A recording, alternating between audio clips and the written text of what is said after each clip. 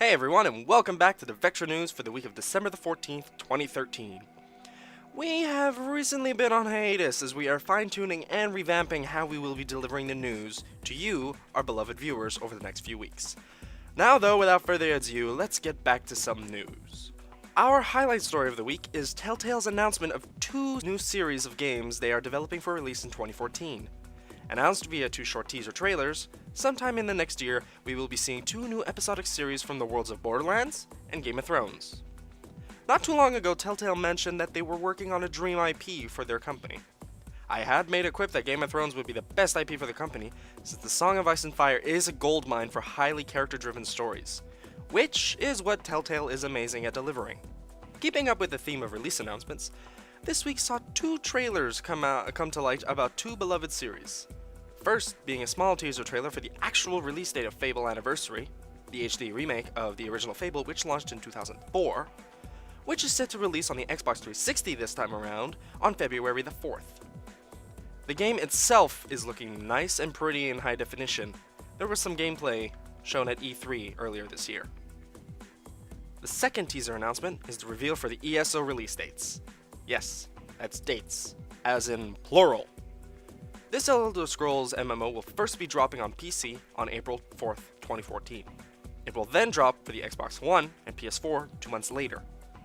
The date reveal was accompanied by a PvP trailer titled War in Cyrodiil, which contains some beautiful live gameplay of characters duking it out in Tamriel's capital province of Cyrodiil.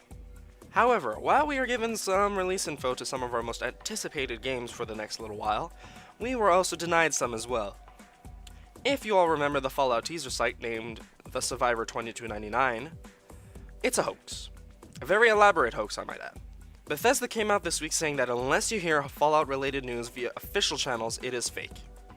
The timer on the site counted down with no official reveal whatsoever, to the dismay of gamers everywhere. And this hoax has sparked multiple other hoaxes that I've seen throughout the internet, but of course Bethesda reiterated that unless you hear it from them, it's probably not true. Now continuing with the sort of bad news from the industry from the week. It seems as though Electronic Arts, the publisher behind Battlefield 4, is being investigated by a law firm because of how buggy Battlefield 4 is. This investigation is being done on the basis that EA misled its investors about the quality of the game, making it ready for shipping, despite all the bugs that infested it. The firm will specifically be looking at statements issued by EA between the months of July and December of this year that regard the development of Battlefield 4. Not all bad news, however, is coming out of EA this week. In fact, personally, this is one of the best news stories I've ever heard of EA ever.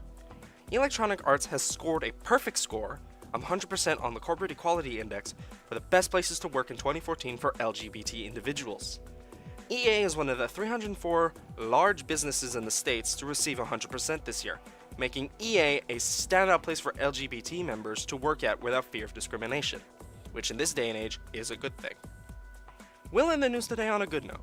It was reported by Microsoft earlier this week that after 18 days of their new console on the market, they have sold over 2 million units. So congratulations to you, Microsoft. Despite all the hate generated against Microsoft's new console in the past few months, both the X1 and PS4 are, at the moment, selling relatively the same. Earlier this week, it was also reported that the PS4 sold 2.1 million units in the first 17 days, I believe. So at this point, there isn't a huge difference in between sales figures between both consoles. However, the PS4 still has some regions to release in, so maybe when that happens, there might be a big difference in sales figures. But until then, a lot of haters have been shut up because the X1 and PS4 are selling relatively the same. So I say congratulations to both companies. Now that's all for the news for this week. Over the next couple of weeks, you will begin to see some more changes on how we will be delivering the news here at Vectra. Make sure you subscribe to us here on the channel, and follow Vectra and me on Twitter to keep up to date with any article releases. Thanks for watching, everyone. Ta-ta for now.